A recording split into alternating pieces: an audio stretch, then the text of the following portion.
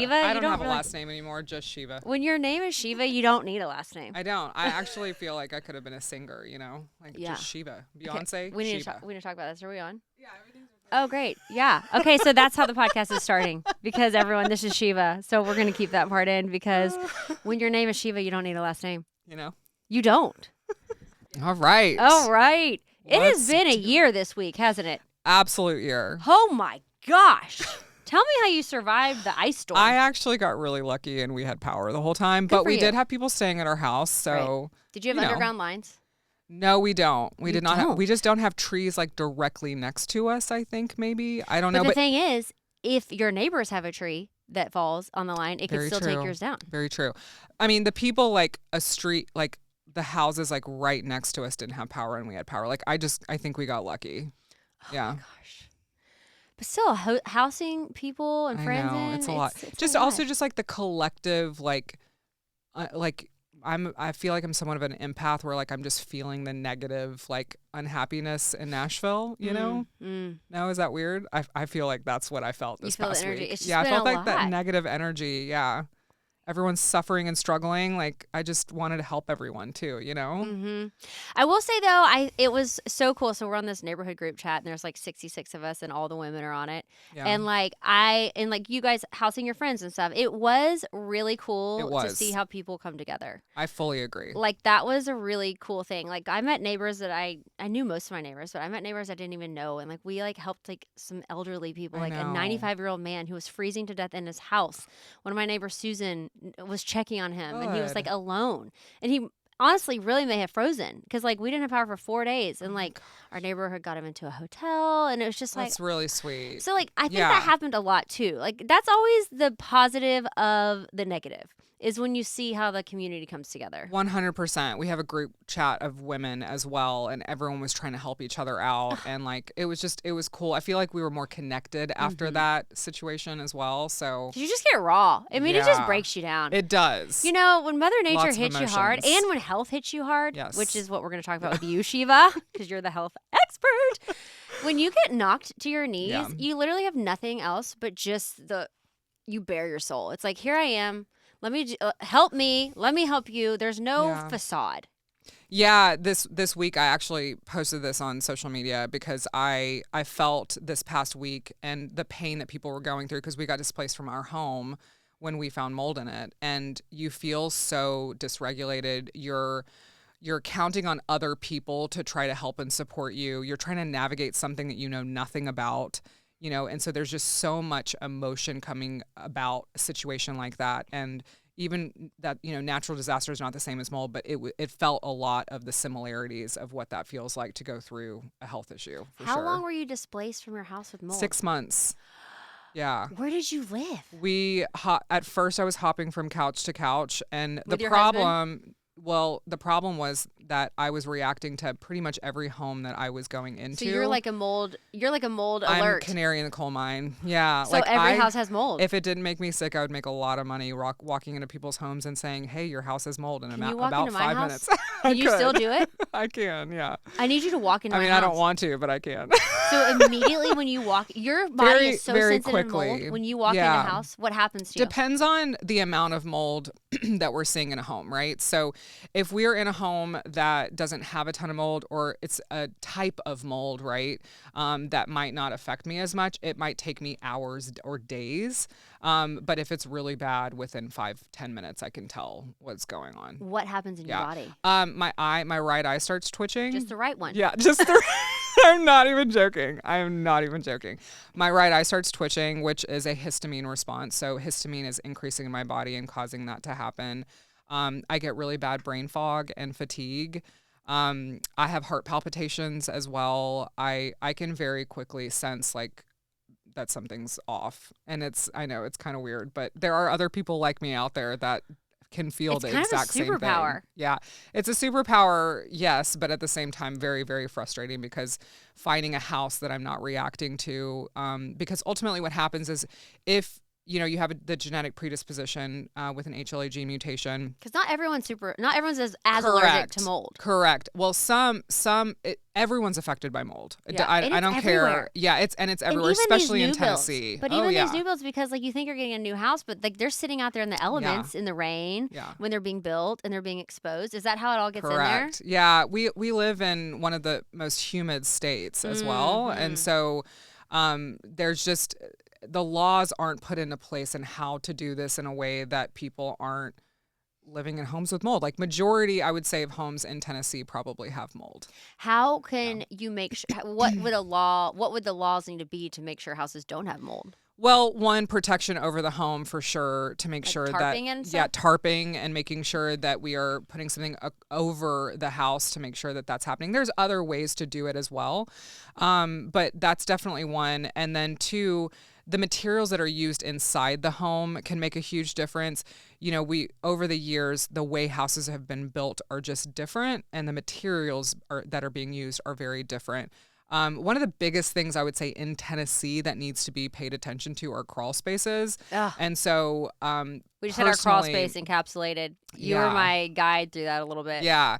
Depending on the person, what you use to actually clean the crawl space, for example, is going to depend on the person and what they're able to handle. So we see different tiers of people, like we've talked about before. Like for me, I have chronic inflammatory response syndrome. I have an HLA-G mutation. So I don't want to put chemicals down there that are going to make me feel worse. What's right? an HLA-G mutation. So basically, it's a gene mutation that doesn't allow you to detoxify things as well as others. So for example...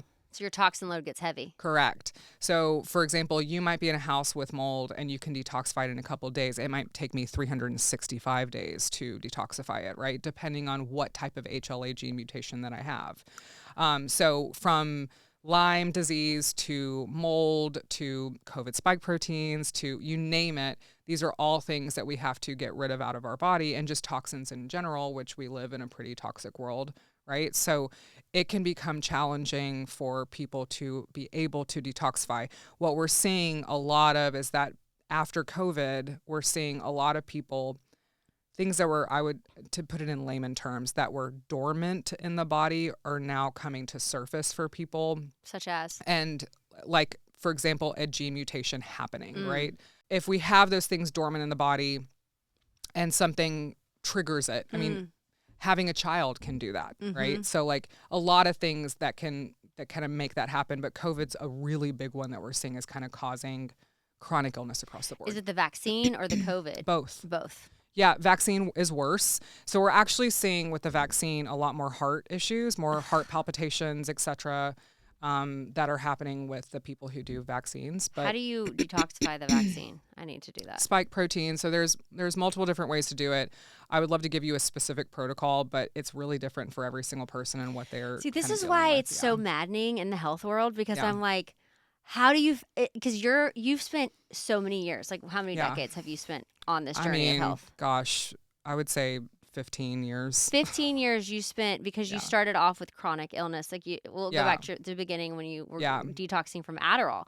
Yeah. But it's like, it is taking you 15 years to figure out your body, and to figure out your thing. So it's like, I feel sometimes I just want to throw the towel in, because I'm like, how do I even start? Like, how do I even figure this out? Where do I even go? Like, because like what works for you doesn't work for me. And then you go to one doctor and they don't know how to like figure it out for you. Or they tell you to do one thing and then another doctor tells you to do another thing. And it's really challenging to navigate. I will say, and honestly, it's been more than 15 years. I mean, I got on those medications when I was 12 years old. So you started Adderall when you were 12. Yeah, when I was 12 years old, and I'm 41. And that was not a good thing for you. No, it really messes with your mitochondrial function. So reminder that like at the cellular level of our body, so our cells, if they're not functioning properly, then the rest of our body is not functioning properly. So tell everyone what the mitochondrial is. So mitochondria is the powerhouse of the body, right? So it's like the furnace. It's like the thing that helps you create more energy. I'm trying to put this in layman terms as much as possible to not get into like scientific words, but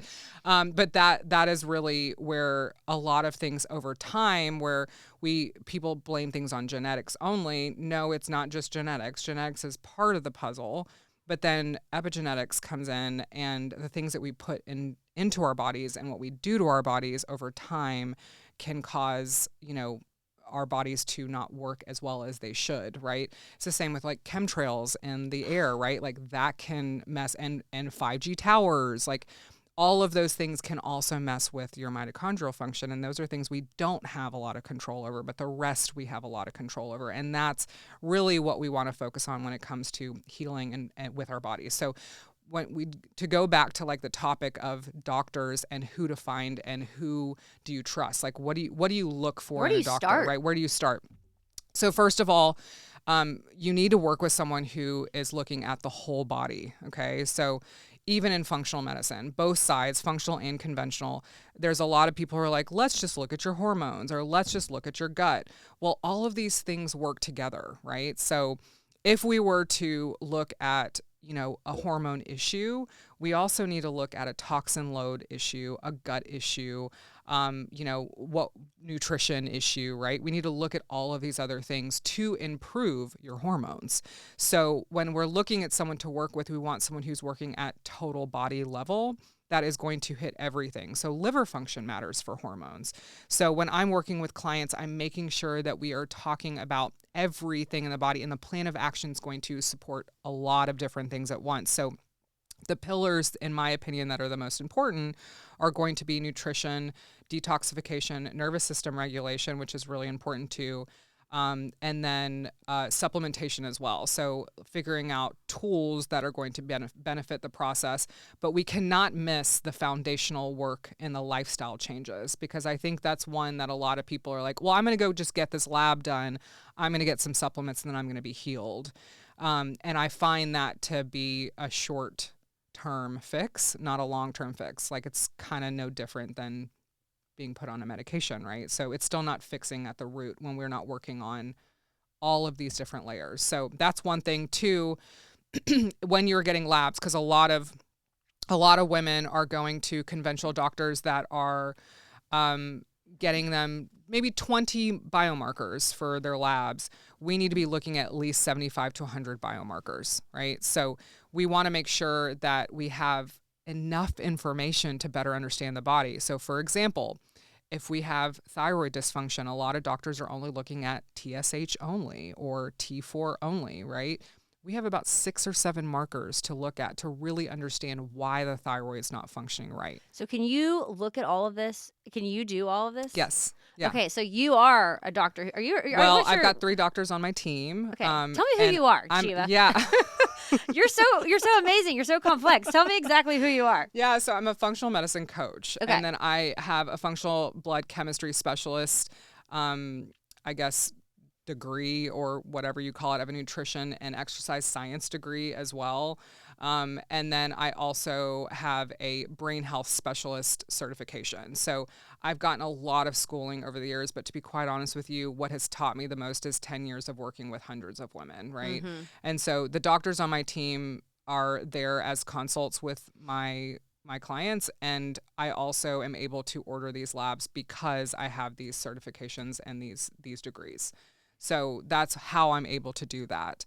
But I'm not an MD. I am someone who goes a little bit further than what MDs will do. That's why the doctors are on my team, because they do bring something to the table, mm-hmm. and I definitely want them a part of the plan. But they don't have time to spend hours like I do diving into into all of it. That's what makes it a little bit different with what I do, is that the coaching aspect is what's missing for a lot of women, is that they'll wait 3 months to go to a functional medicine doctor.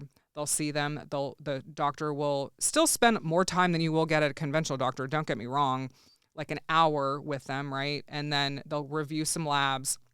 Not saying this is the same for every single, functional doctor. A lot of them do have like nutritionists, et cetera, on their team as well. But then they'll take some supplements based on some labs and then see you in 3 months, right? Mm-hmm. And in that span of time, what happens is that people either don't know if it's working or not. Mm-hmm. They have a reaction of some sort, and then they stop it because they don't know what they're feeling, right?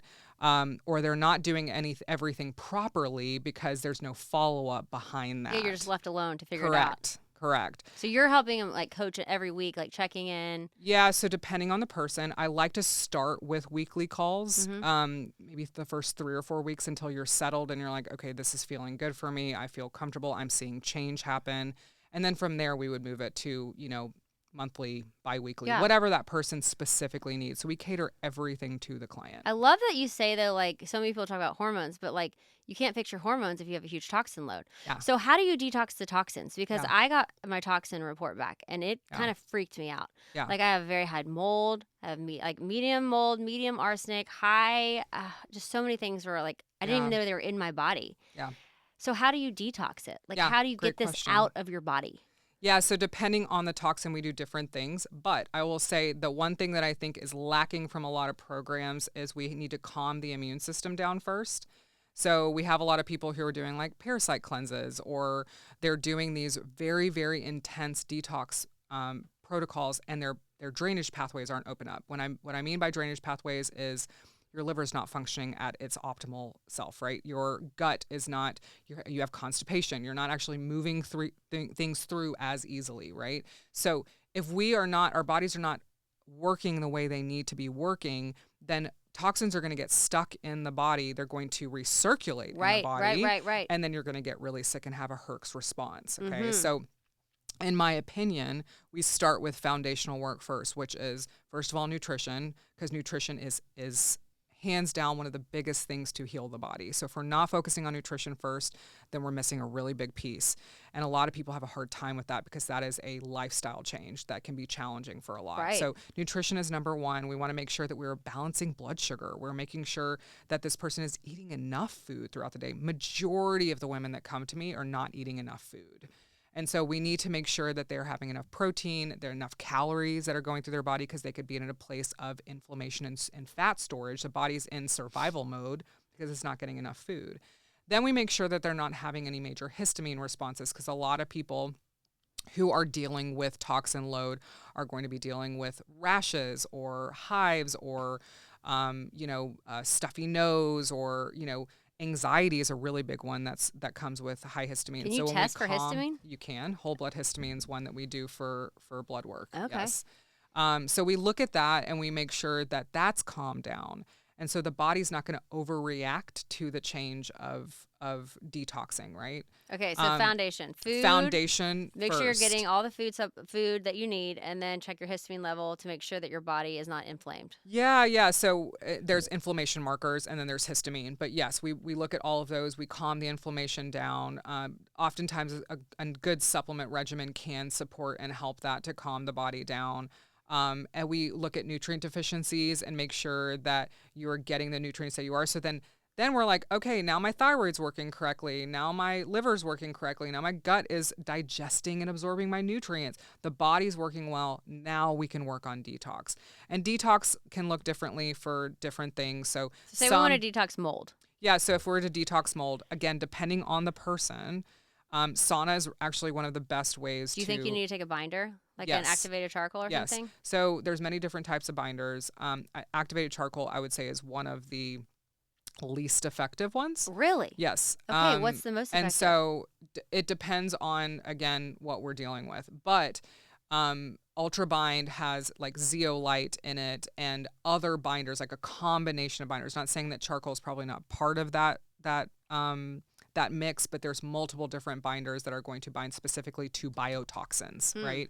So charcoal, for example, can actually bind more to nutrients, and we don't want them to bind as much to nutrients, right? Okay, We just want it to be So there's like, toxins. I would say a total of 8 different binders I can mention right now. So citrus pectin is one. It depends on the level of sensitivity for the client too, and what they're able to tolerate. So that is why each thing is so specific. So coming on podcasts, etc. Like I can never give you like this is what you can do. Like I wish it was that easy. It's the same with social media. I really try to be as broad as possible with helping people understand like overall an overview, this is what we should be doing, but you really need to find that individualized support. That's why you need someone really, like you really to help important. you dive into. Yeah. Okay, so but you would say a binder and then a sauna. I would say binder saunas are really, really great. Obviously getting out of the environment, unfortunately, I think that's the biggest one, because then you're just accumulating more and more and more, right? Yeah.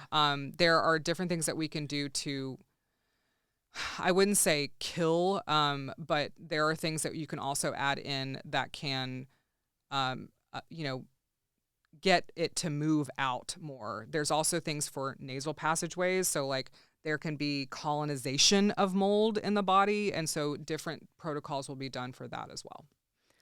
Yeah. It's so overwhelming, Sheeva. I know It's it so is. overwhelming. But I literally like just want to quit. I don't want to do it. But that's the thing. You shouldn't feel overwhelmed when you're working with someone, right? So if you're one-on-one working with someone and you're not just trying to, you know, fix this yourself, it shouldn't be overwhelming. It should be very, very easy for you because they're telling you exactly what you need to do and they're listening to what your body needs. And it shouldn't be a process. Can I tell you the truth, though? Overwhelming.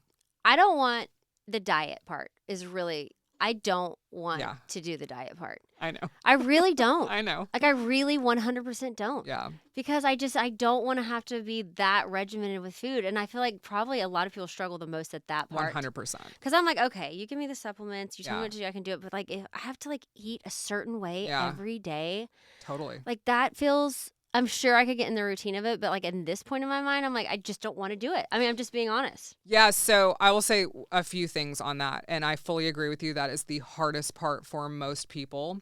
But first of all, it depends on how much pain you're in, right? Like because like you said, you're like, I would drink pee and how much pain I was in. So So like first of all, it depends on the level of pain that the client is in, okay? That their willingness to change. That's number one. Yeah. Number two, it doesn't have to be that regimented forever. So I want you to change your mindset. That's good to When know. the mindset shifts on that type of stuff, then you are going to, it's the difference between healing and not healing when the mindset shifts. And so that is also some of the work that we do with clients is making Knowing sure. that you don't have to do that forever is actually nice. Yeah, 100%. But also you might adapt to some of the things you're doing and love them, right? So right now you're like, I don't want to do this. This is overwhelming. Like this feels weird. Like you're putting me in a place of like change, and that scares some people, right? Change is hard for a lot of people.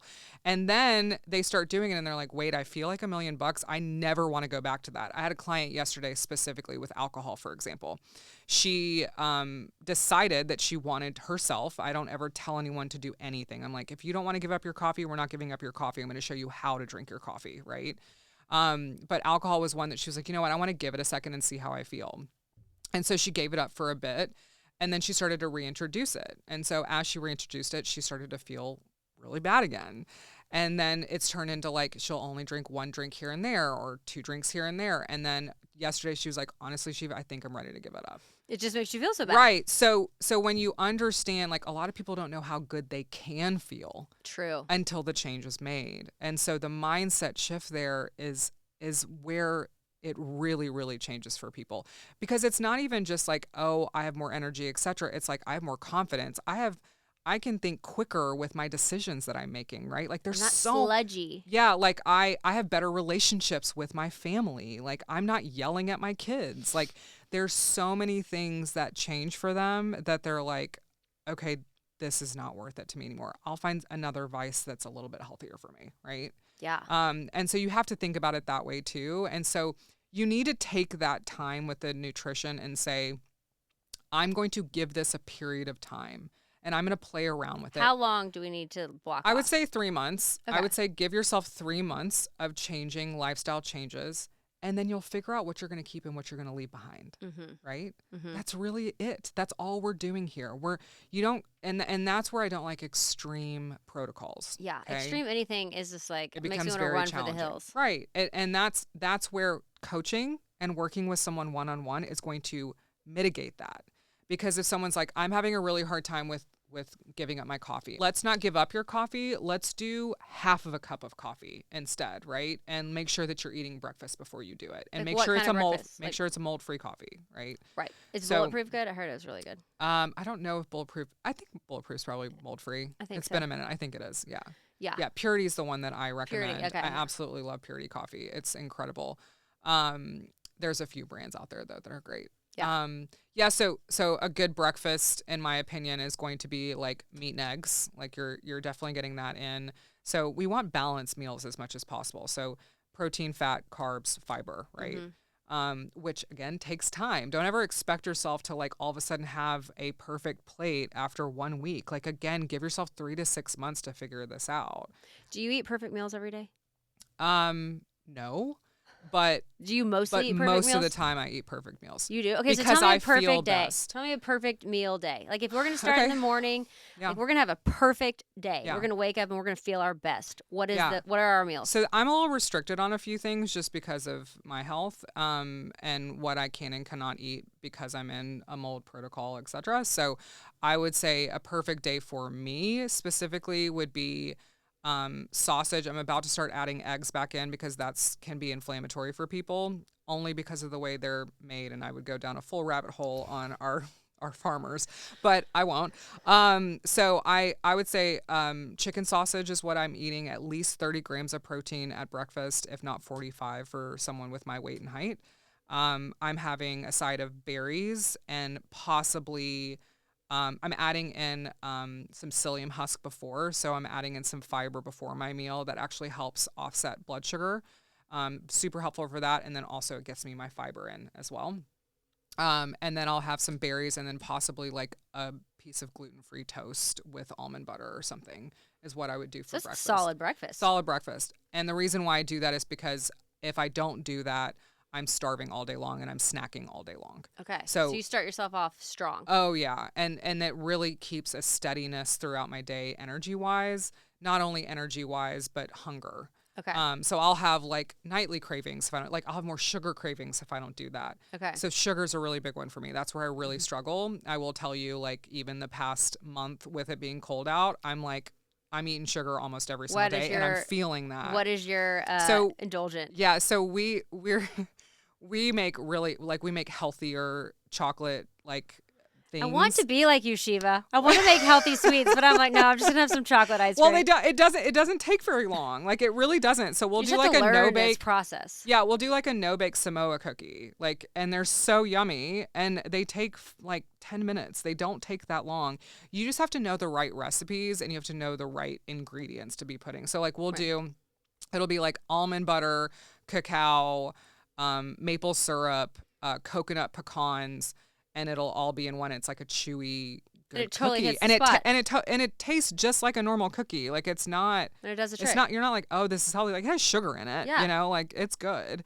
So I think there just needs to be some mindset shifts on this kind of stuff because that will not make me crash like eating a piece of cake that has gluten and dairy in it, right? Totally. So we have to like think about that. So like a really easy one that a lot of people talk about are snicker dates. So like you can do a date, put almond butter in it, cover it in chocolate and sea salt, and it tastes like a Snickers, like literally. So it's figuring it out. It's figuring it out. It's working with someone to figure out what you love. Yeah. Like when I have my first call with clients, I'm like, all right, what are your cravings? Let's talk about it. They're like, ice cream. I'm like, great, go get Cosmic Bliss. It's a great brand. It's dairy free. It's clean ingredients. You'll love it. You can have your ice cream, right?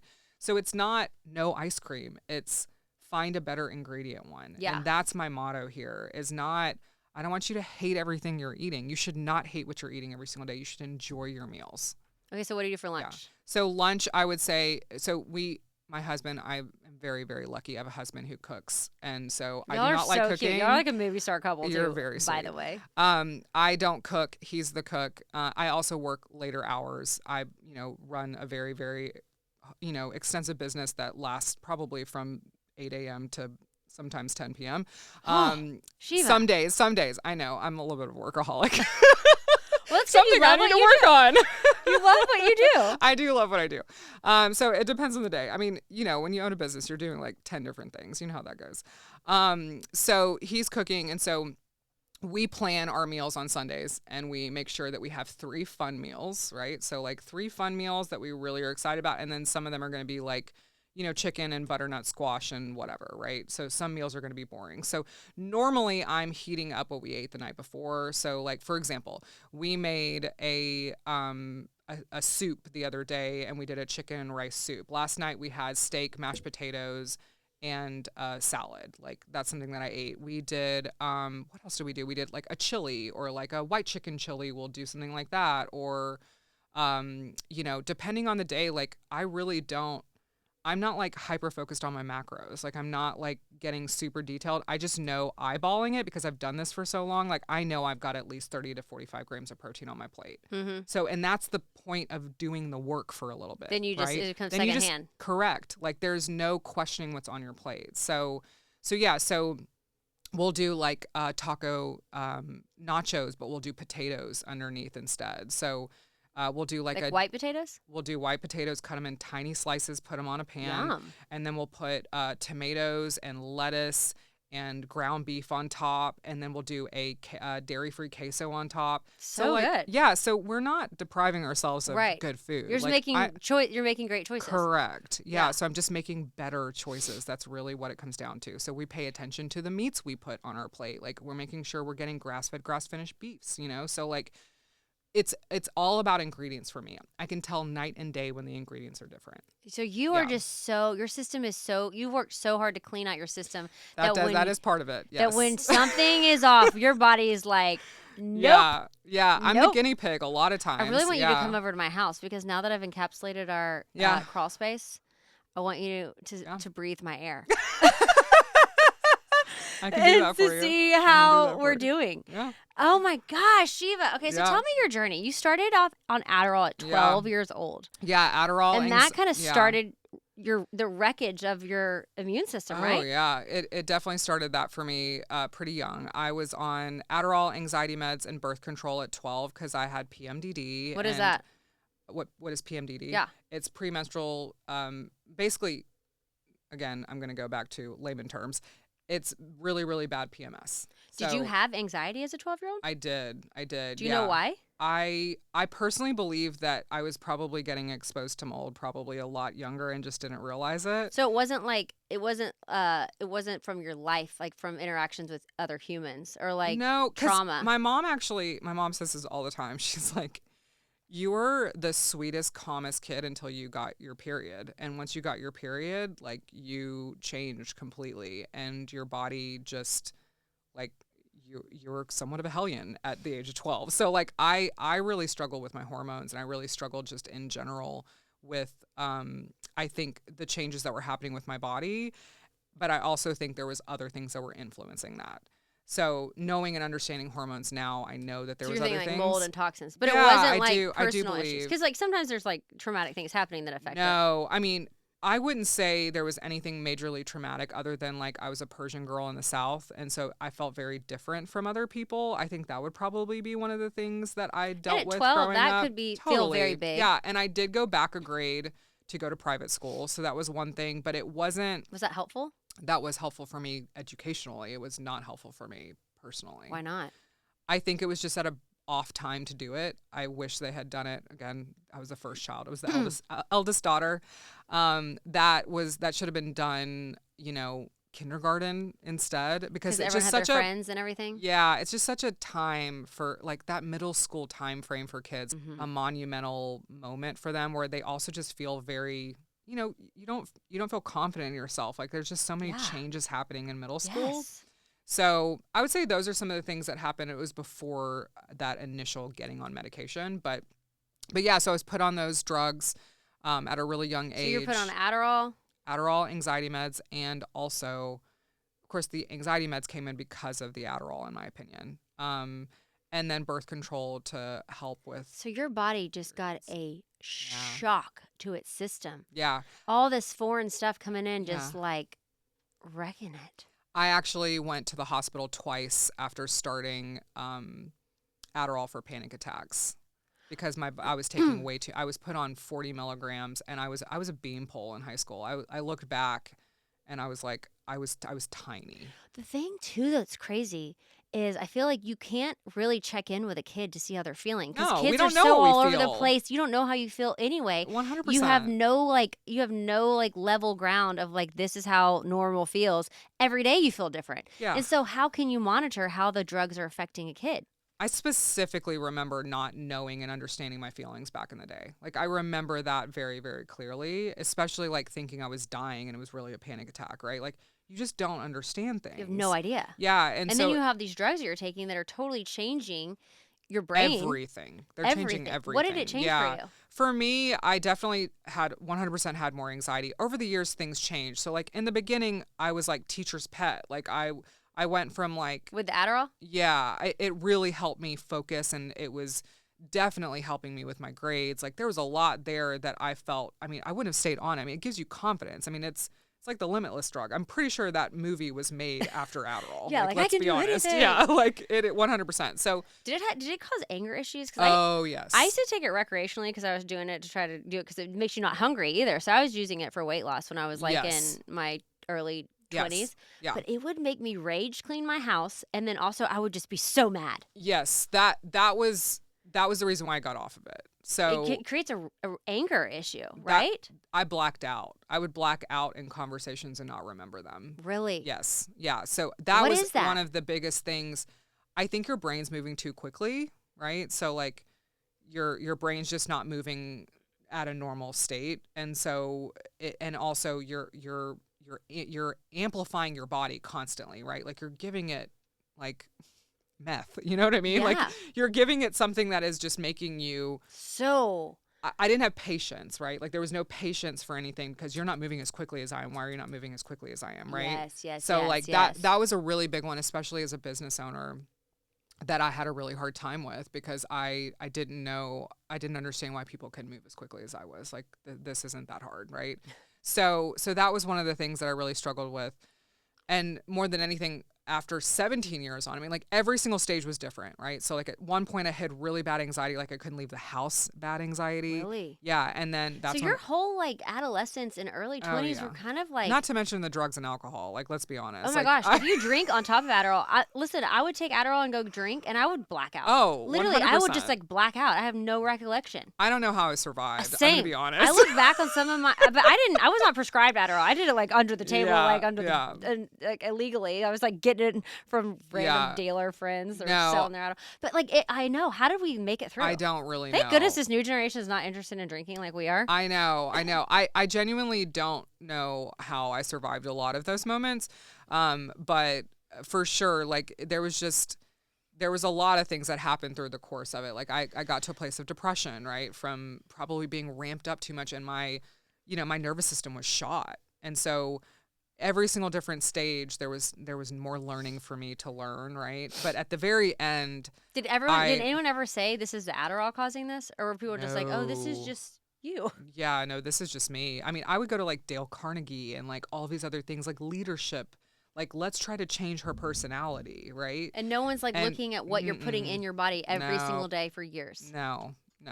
Yeah, that wasn't even a thought until it was actually an ex-boyfriend of mine who was like, you need to get off this drug. Like the days you don't take it, you're completely different from the days that you do take it.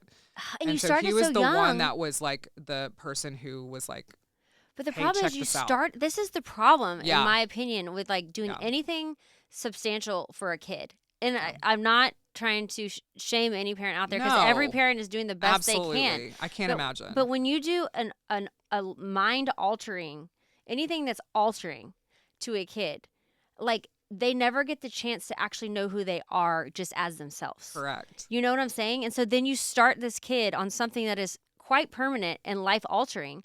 And now they never get the chance just to know who they are, just as who they are.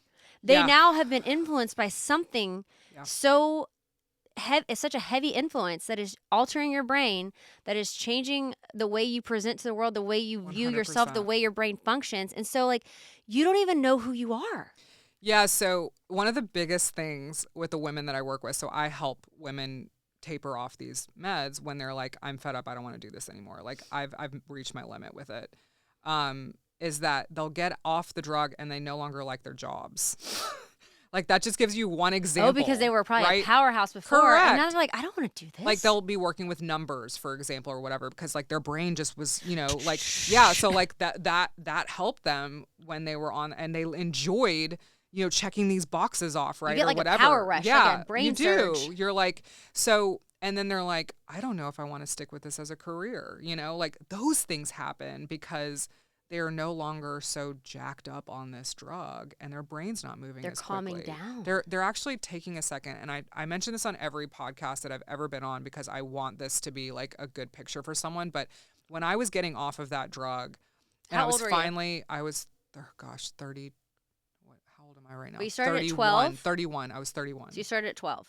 I started at 12, got off of it at 31 or 32. So the So majority 9 or of 10 your years. It's been of 9 or your 10 years. cognizant life, you have been on Yeah. Adderall. Yeah. Wow. Okay. Yeah, so a lot of people don't succeed getting off of it after 17 years. I'm going to clarify that. It is not easy. Thankfully, though, I wasn't on like 100 milligrams at that point, which What were you on? I was only on like 15 milligrams. It still was one of the worst withdrawals I've ever been through. Like, Really? oh yeah, I couldn't form sentences. How did you? I genuinely thought my brain was broken. Really? I'm not even joking. So what was the getting off process like?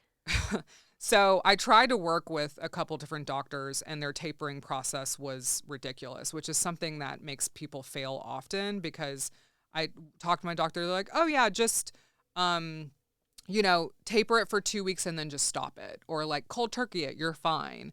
And every time I would do that, I couldn't get out of bed. Like, it was so bad.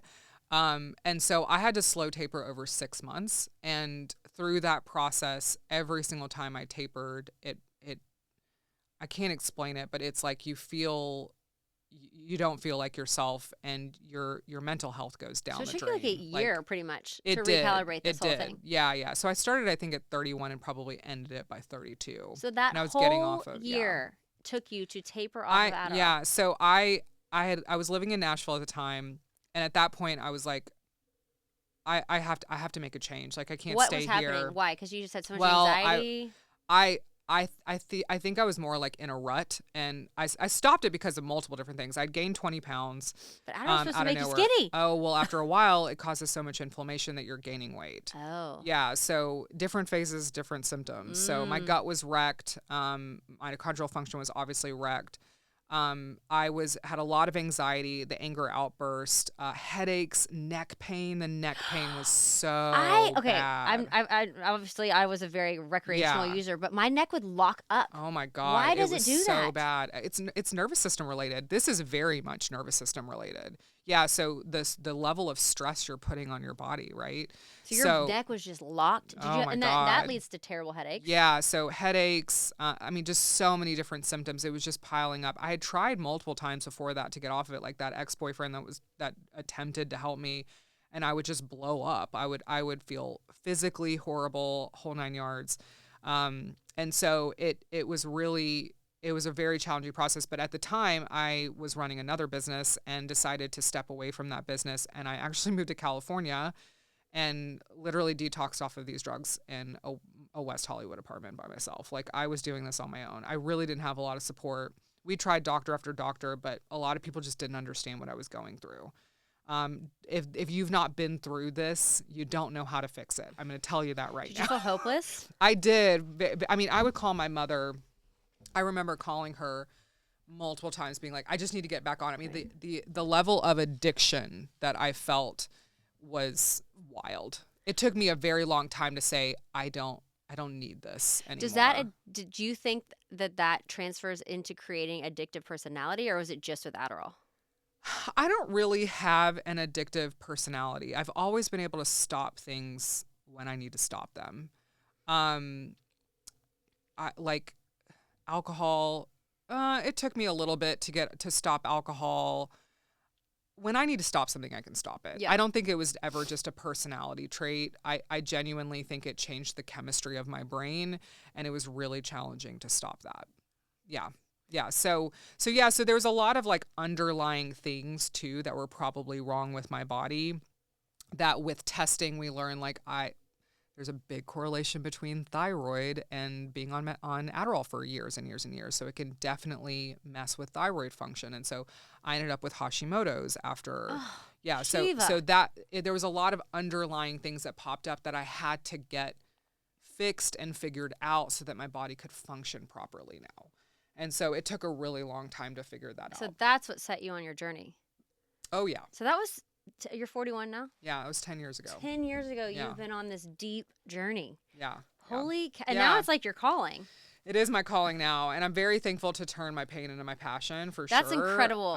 So many people don't get the chance to do that, and the fact that you just, like, did the hard work and, oh my gosh, weathered that massive storm of, like, detoxing. So what was the detox Yeah, like? so Did you get like shakes? oh yeah, nausea, flu-like symptoms. I should have gone to rehab. I'm Really? not even joking. I should have gone to rehab. Yeah. Yeah, it was really bad. My clients don't experience that though anymore because they now are balancing their bodies naturally before, and we are tapering them so slowly. Like we are not following what their doctor's saying because ultimately the doctor's not giving the right feedback. I mean, I'm tapering it way slower than a doctor ever would. Obviously, we're talking to their doctor because that's important to do, but we're not doing it that quickly. So a lot of my clients don't experience those major withdrawal symptoms the way I did because we have things set up differently now, right? So yeah, it's definitely it was a journey for sure, but I'm so glad that I did it. I mean, I'm I so remember. proud of you. Thank you. I remember trying to try it again, like randomly throughout that year that I was getting off of it.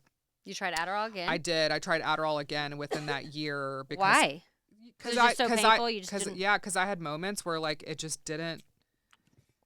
You're like, I didn't don't want to do feel, this. yeah, I don't want to do this, or like I didn't feel well, so I was like, maybe this will fix it, you know. And every time I would try to be like, oh my God, like that's what I felt like Every that. day. I mean, every single day I was taking that. Like it was just, I couldn't believe that I did that. And So it starts with children. That's the yeah, thing that's crazy is like yeah, kids. It starts with kids. 5-year-olds. 5-year-olds. Yeah, yeah, But the very reason young. kids are crazy is because kids are crazy.